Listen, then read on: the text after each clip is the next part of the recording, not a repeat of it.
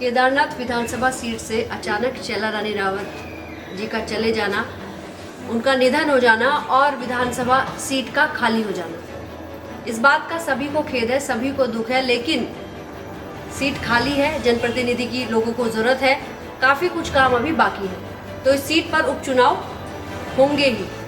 लेकिन इस क्षेत्र से एक प्रबल दावेदार को आज न्यूज़ बुलेटिन लाइव की टीम आपका साक्षात्कार करा रही है। आज हमारी मुलाकात हुई उनसे, पंकज भट्ट जी, जिन्होंने पिछली बार भी दावेदारी की थी पर टिकट नहीं मिला था, इस बार भी वो प्रबल दावेदार हैं क्षेत्र के।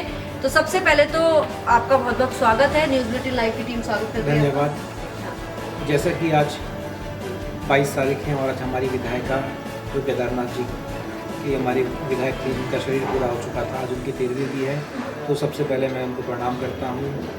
उनका जो राजनीतिक जीवन रहा हमारी विधानसभा के लिए, केदारनाथ विधानसभा में बड़ा ही उन्होंने कार्य किया और खूब दमंग वो लेडी थी, खूब लोगों से लड़ के अपने काम करवाए, क्षेत्र का विकास किया, तो उसके लिए भी उनका बहुत धन्यवाद। और एक बहुत बड़ी क्षति हमारे क्षेत्र को हुई है उनके जाने से।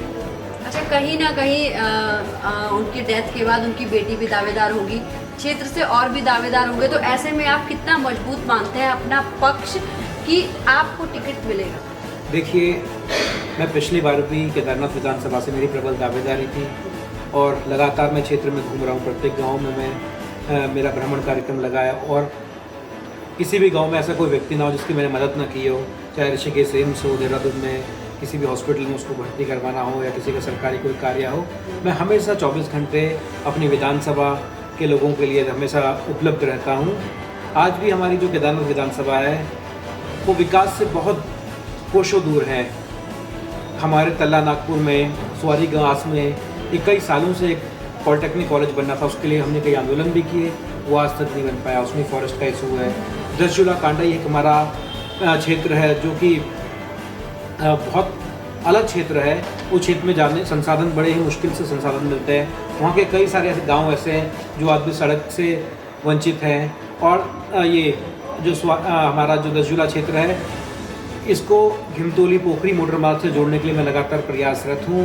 कुछ फॉरेस्ट के इशू थे, उनको भी हम लोग जल्दी निपटा के उस दसझूला जो कांडई मोटर मार्ग है उसको हम लोग पोखरी, नागनाथ पोखरी वाले मोटर मार्ग से जोड़ेंगे। ऐसी कई सारी समस्याएं। हमारा बसु केदार है, बसु केदार में ITI सेंटर बनना है, वहाँ बिल्डिंग ही नहीं है, वो कहीं और चल रहा है।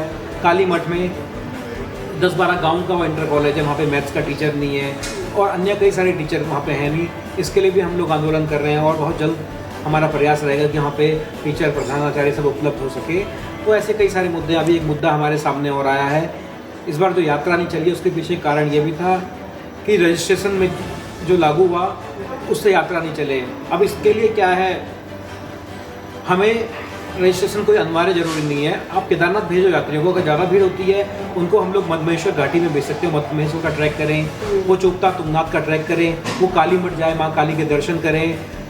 हमारे यहाँ पे त्रिजुगी नारायण है, कार्तिक स्वामी का मंदिर है, आप कार्तिक स्वामी के मंदिर में जा सकते हो। पूरे नॉर्थ में वो एक ही मंदिर है कार्तिकेय भगवान का, आप वहाँ दर्शन कर सकते हो। तो रजिस्ट्रेशन की ऐसी हमारी बाध्यता नहीं है। आप हर जगह उससे रोजगार मिलेगा। आप देखो, अगर आप कार्तिक स्वामी टूरिस्ट जाता है, जो लोग केदारनाथ जा रहे हैं, केदारनाथ में भीड़ है, उस दौरान कार्तिक स्वामी घूमिए, वहाँ जाइए तो भैया तल्ला नागपुर की जो हमारी बैठक घिमतोली, चोपता, दुर्गाधार, खड़पतिया, सतेरा खाड़, सनबैंड, तो यहाँ के लोगों को रोज मोहनखाल, यहाँ के लोगों को रोजगार मिलेगा। फिर उसी रूट को आप वहाँ से होते हुए मोहनखाल से भड़त, चंदनगर, क्यूंजा, कंडारा होते हुए आप उस रूट को यहाँ उतारिए अपना बांसवाड़ा में, फिर वहाँ से वो लोग चले जाएंगे काली मठ, चोपता, तुंगनाथ, केदारनाथ। तो क्या है, ये पूरी पट्टी हमारी यात्रा से जुड़ जाएगी। तो देखो, हमें क्या है, मेरा जो विज़न है मेरा ये है, मैं आने वाले 20 साल की सोच रहा हूँ। आने वाले 15 साल में, 20 साल में हमारा केदारनाथ विधानसभा कैसी होगी, हमारा तल्ला नागपुर कैसा होगा, हमारा क्यूंजा कंडारा घाटी जहाँ कोई रोजगार ही नहीं है वहाँ रोजगार कैसे उपलब्ध होगा, इसमें मेरा फोकस रहेगा। मोहनखाल से मैं चाहता हूँ कि मोटर मार्ग बने चोपता तुंगनाथ के लिए। अगर वो मोहनखाल से चोपता तुंगनाथ मोटर मार्ग बनता है तो तल्ला नागपुर घाटी, क्यूंजा कंडारा घाटी को कितना रोजगार मिलेगा। आप सोच सकते हैं, जहाँ पे आदमी आज 10 रुपये का रोजगार नहीं है, वहाँ आदमी दिन के 10,000 रुपये कमाएगा। असंतोली बुग्याल है कार्तिक स्वामी के नीचे, उसको हम लोग डेवलप करेंगे, होम स्टे बनाएंगे। अभी आप देखो चोपता में कितना हमारे जो व्यापारी थे, मक्कू मठ के व्यापारी और भी कई सारे व्यापारी थे, उन सबका रोजगार छीन लिया गया है। तो उसके लिए भी हमें कुछ ना कुछ कोई हमें प्लानिंग करनी पड़ेगी, तो ये सारे मुद्दों को लेकर मैं आऊँगा। और देखिए, मैं तो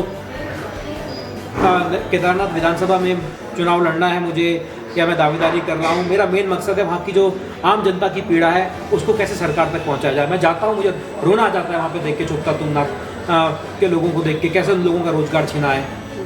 मुझे रोना आता है तल्ला नागपुर में जो कैसे खड़पत्ता खत्म हो गया, आज घिमतोली मार्केट खत्म हो गया, हमारा कनकचौरी का मार्केट खत्म हो गया, मोहन खाल का मार्केट खत्म हो गया, हमारा सत्यरा खाल का मार्केट खत्म हो गया, हमारा चोपता का मार्केट खत्म हो गया। कैसे दोबारा इन लोगों को रोजगार से जोड़ा जाए, कैसे हमारी जो दसझूला घाटी है, दसझूला घाटी वालों को हम लोग रोजगार से जोड़ें। इन सभी विषयों को लेके मैं विधायक बनूं ना बनूं, मुझे टिकट मिले ना मिले, लेकिन इन मुद्दों को लेकर मैं हमेशा प्रयासरत रहूँगा।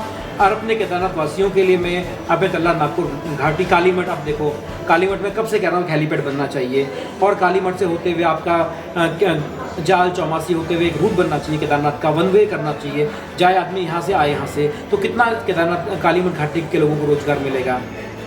ये सारे मेरे मुद्दे रहेंगे इस चुनाव में। बिल्कुल, सोच तो आपकी बहुत अच्छी है। केदारनाथ धाम से ही वहाँ के रोजगार को नहीं जोड़ रहे हैं, बल्कि आसपास के जितने भी पर्यटन स्थल हैं, जितने भी धार्मिक स्थल हैं, उन सभी को जोड़ते हुए लोगों को गांव के डेवलपमेंट के लिए और लोगों के रोजगार के लिए इन्होंने बात कही है। अच्छा, और जो भूस्खलन वहाँ होता है और आए दिन यात्री श्रद्धालु जो है एक्सीडेंट दुर्घटनाग्रस्त हो जाते हैं, मर जाते हैं। देखिए, इसके लिए भूस्खलन जो हो रहा है, बरसात में थोड़ा आपको यात्रा से बचना चाहिए। अगर बारिश आ गई तो आप कहीं स्टे कर, जहाँ पे बारिश में ना जाएं, बादल फटने का डर होता है। और भविष्य में हमारे देश के जो यशस्वी प्रधानमंत्री जी हैं, उनका विज़न है कि तिरजू के नारायण से और सीधे केदारनाथ जी तक रोपवे होगा, और आप दिन में भी आप यात्रा कर सकते हैं उससे, यात्रा और शाम को भी यात्रा कर सकते हैं उससे, तो उससे बहुत टूरिज़्म बढ़ेगा। आने वाला समय हमारे गुप्तकाशी, तिरजू के नारायण, सेठसी, यहाँ के लोगों के लिए एक स्वर्णिम समय होगा। बहुत आप लोगों को रोजगार मिलेगा, लेकिन थोड़ा सा हम लोगों को इंतजार करना पड़ेगा, क्योंकि रोपवे बनने में समय लगेगा। इसके साथ ही आप लोगों को अपना होम स्टे ठीक करना पड़ेगा, और अच्छी फूड क्वालिटी हमें देनी पड़ेगी।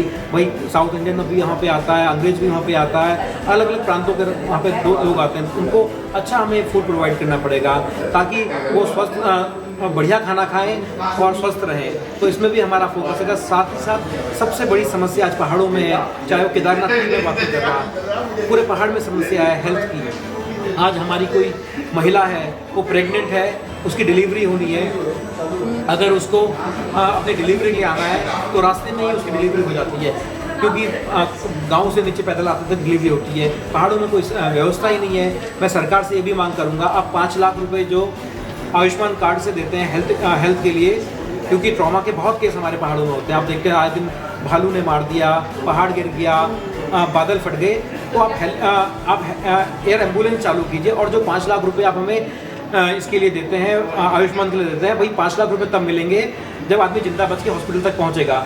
तो आप हेली सर्विसेज में इनको, जो एयर एम्बुलेंस में आप इनको ये अनुदान दिया जाए, जो आयुष्मान कार्ड का, इसका लाभ हेली सर्विसेज में मिलना चाहिए। ये भी मैं सरकार से मांग करूंगा। बिल्कुल। अच्छा, अपनी दावेदारी को आप बाकी लोगों के बीच में जो और भी दावेदार रहेंगे, कितना प्रबल मान रहे हैं? देखिए, मैं पार्टी का एक बहुत छोटा सा कार्यकर्ता हूँ।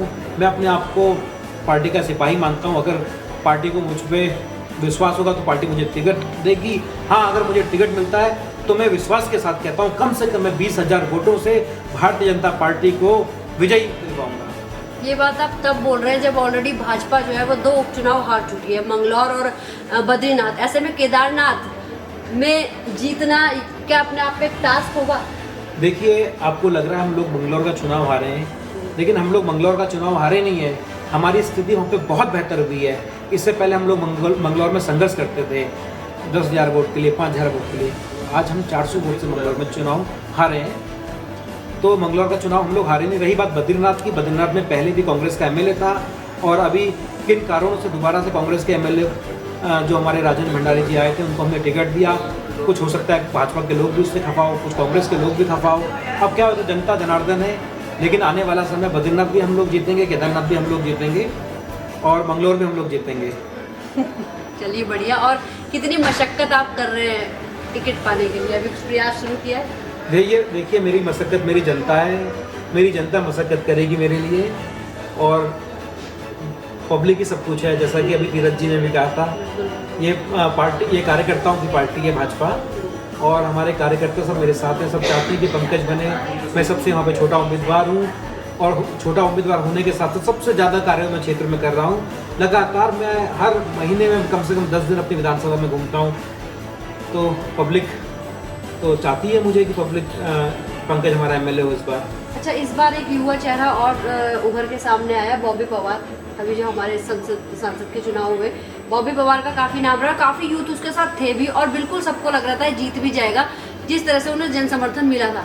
तो आपको लगता है आपके साथ, आप यूथ हो, यूथ होने के नाते मिलना चाहिए, आगे जाना चाहिए, क्योंकि यूथ जो काम कर सकते हैं वो हो सकता है कि एज के बाद ना हो पाते हो, लेकिन आपको लगता है आपके साथ जो आपके युवा है वो सब बिल्कुल सड़क से लेके वोटिंग बूथ तक बिल्कुल साथ देंगे? देखिए, जो युवाओं के हित की बात करेगा, चाहे वो बॉबी पवार हो, चाहे वो पंकज भट्ट हो या अन्य कोई हो, पब्लिक उसको पसंद करेगी। हमें तो देखो अपना स्वार्थ छोड़ के अगर हम पब्लिक के लिए लड़ेंगे, अपने युवाओं के लिए लड़ेंगे, उनके रोजगार के लिए लड़ेंगे, तो निश्चित ही पब्लिक हमें वोट देगी। बिल्कुल। तो बहुत बहुत शुभकामनाएं आपको न्यूज़ बुलेटिन लाइव की ओर से, हमारी टीम की ओर से आपको टिकट मिले, आपकी दावेदारी प्रबल तरीके से उभरे। हमसे जुड़ने के लिए बहुत बहुत धन्यवाद।